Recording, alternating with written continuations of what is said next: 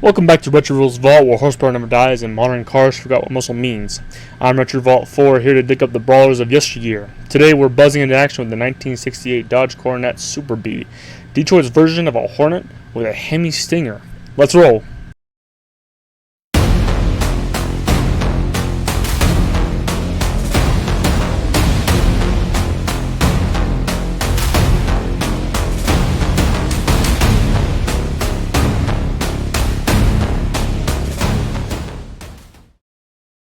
Imagine stumbling across a unicorn in your garage. Now paint it bright yellow, give it 425 horsepower, and slap a B badge on the rear. That's the kind of rarity we're talking about with the 1968 Super Bee, equipped with the legendary 426 HEMI. Only on 125 of these beasts ever rolled off the assembly line with that fire-breathing elephant under the hood. That's not just rare. You've got a better chance of winning a dance-off against Bigfoot kind of rare. The 426 HEMI was an expensive option, about $1,000, which was a quarter of the car's price at the time, and that kept most buyers away. But for the few who took the plunge, they didn't just buy a car. They bought a rolling thunderstorm with chrome bumpers. Today, these HEMI Super Bees are collector gold, auction stars, garage royalty, and dream cars for gearheads with deep pockets and even deeper appreciation for Mopar madness. Spotting one is like finding buried treasure, only louder, faster, and much harder to resist revving. So next time you see a Super Bee, peek under the hood. If there's a HEMI in there, you're not just looking at muscle. You're staring at Mopar mythology and metal. When Plymouth's Roadrunner started racking up sales like it was chasing Wile E. Coyote off a cliff, Dodge wanted in on the action. Dodge Division General Manager Robert McCurry wasn't about to be left in the dust, so he marched over to the Dodge styling office and demanded their own budget bruiser. Enter Harvey J. Wynn, senior designer with a knack for flair and a name that basically predicted the outcome. He not only named it the Super Bee, but crafted a logo based on Dodge's Scat Pack B medallion, buzzworthy brilliance in chrome. The Super Bee's body took cues from the 1968 Coronet convertible, but it wasn't just a cookie-cutter copy of the Roadrunner. It carried about 65 extra pounds of steel swagger and rode on a longer wheelbase, giving it a slightly beefier stance. The show car debuted in the 1968 Detroit Auto Show with its custom interior stitched together by the Alexander brothers, custom car royalty. While it shared DNA with the Roadrunner, the Super Bee had some standout threats: larger rear wheel openings, a bumblebee tail stripe, a flashier grille, and die-cast chrome B medallions that stung with style, front, back, and proud as ever. Under the hood of the 1968 Super Bee, things got loud and rowdy, just the way muscle car fans like it. Buyers had two delicious flavors of pavement-pounding power to choose from: the base engine, a 383 Magnum V8, dishing out a meaty 335 horsepower. It was the kind of bass that could still blow the doors off anything wearing skinny tires and a smug expression. This wasn't your grandma's grocery getter. It was more like her grocery launcher.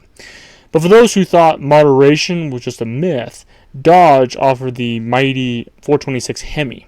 Rated at a thunderous 425 horsepower, this engine didn't just rumble. It roared like a heavyweight prizefighter with a grudge. Nicknamed the Elephant for its massive size and torque, the HEMI turned the Super Bee from a street brawler into a fire-breathing gladiator on wheels. Either engine gave the Super Bee serious sting, but the HEMI was like strapping a rocket to a Hornet and letting it loose at a drag strip. Sure, it cost more and guzzled gas like a linebacker at a buffet, but if you had one, you weren't worried about efficiency, obviously. You were too busy outrunning everything else on the road.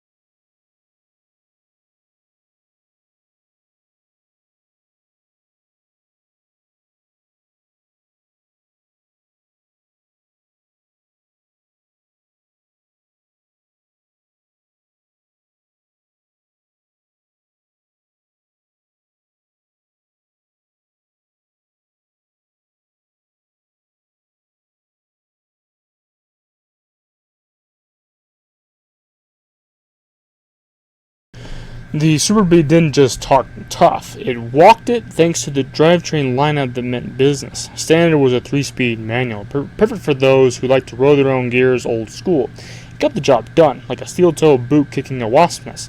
But things got a lot more interesting when you checked the right boxes. Opt for the 4-speed manual, and Dodge rewarded you with the legendary Hurst Competition Plus shifter with Hurst linkage. This wasn't some cheap rubbery stick shift like the Roadrunner budget inline setup. This was a crisp mechanical poetry. It clicked through the gears like a switchblade through butter, giving drivers the feeling they were taming a beast one gear at a time. For those who preferred to let the car do the heavy lifting, the A727 TorqueFlite 3-speed automatic was ready and willing. Known for being as tough as a $2 steak, this bulletproof slushbox could handle the 383 or even the mighty 426 HEMI without breaking a sweat. Whether you were banging gears like a street racer or gliding through traffic like a king, the Super Bee's transmission options made sure the muscle matched the method. It didn't matter how you shifted, just that you did it with attitude. The 68 Super Bee wasn't just about brute horsepower, it had the bones to back up all that brawn. Built on the mid-sized B-body platform, the Super Bee's chassis was sturdy enough to take the beating and ask for more. Think of it like a linebacker in steel armor. Heavy, yes, but ready to hit hard and hold its ground. Up front, it used an independent torsion bar suspension, a Mopar hallmark that gave it surprising agility for such a muscular machine. Out back, a traditional leaf spring setup kept things planted when the throttle met the floor. It wasn't exactly ballet on wheels, but it could pirouette through a quarter mile with tire smoke trailing like a tutu on fire. Handling was more confident brawler than finesse dancer, but that's exactly what you wanted. It soaked up straight line launches like a champ and gave just enough feedback to the wheel to remind you this wasn't some cushy cruiser. It was a muscle car with a chip on its shoulder. Super Bee may not have cornered like a European sports car, but it didn't have to. It handled well enough to stay in its lane, and fast enough to leave everything else behind in the rear view.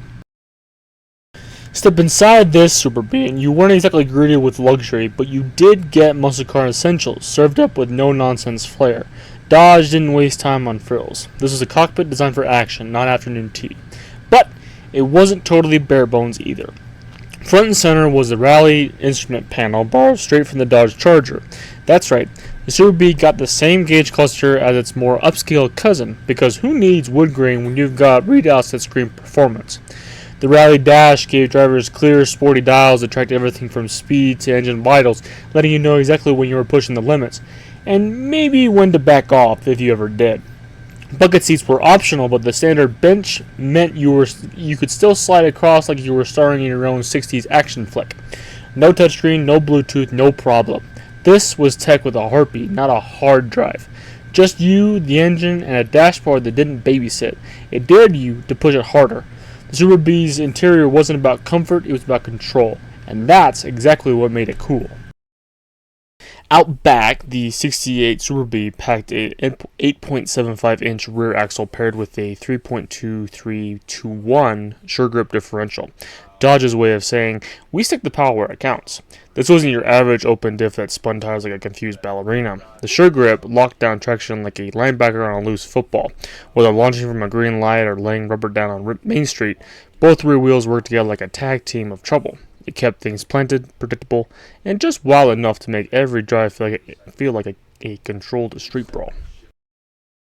The 68 Super Bee wasn't exactly what you'd call compact. It was a full-size bruiser dressed for a brawl. At 206.6 inches long and 76.7 inches wide, this beast took up more driveway than some modern apartments.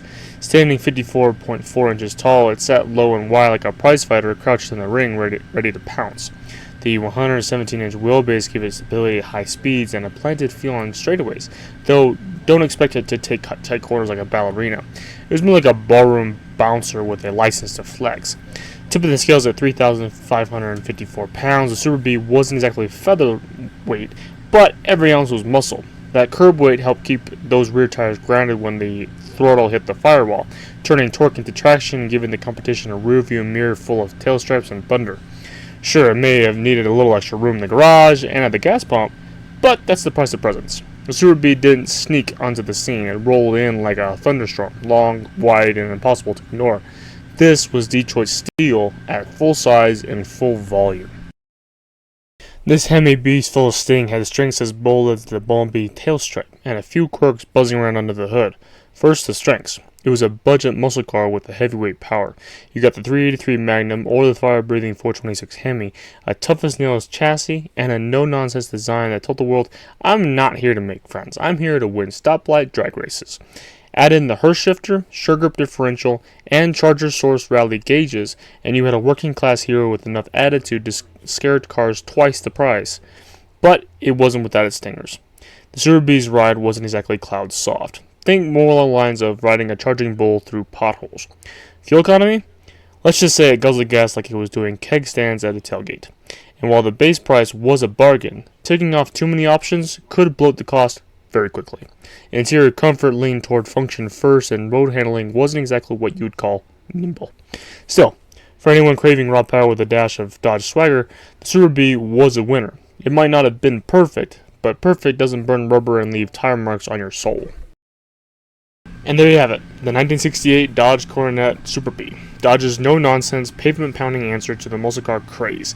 It wasn't just a car, it was a statement, an unapologetic, chrome-trimmed knuckle sandwich aimed at the competition. From its beefy 383 Magnum to the fire-breathing 426 HEMI, from a die-cast B badges to Hurst-shifted glory, the Super Bee buzzed loud and stung harder than most muscle machines of its day. It was part of the Scat Pack, the rebel alliance of Detroit steel, and didn't just talk the talk. It laid down rubber on Main Street, proving every word of it. Sure, it may not have had GPS, cup holders, or Bluetooth, but it had torque, attitude, and a stripe that tried to move over in fluent burnout. So what do you think? Does the Super Bee deserve more love in the Muscle Car Hall of Fame, or was it just Mopar's loudest underdog? Drop your thoughts in the comments. And if you enjoyed this deep dive into one of Dodge's most iconic street fighters, be sure to hit that like button, subscribe for more high-octane history, and ring the bell so you don't miss a thing. And as always, keep it loud, keep it classic.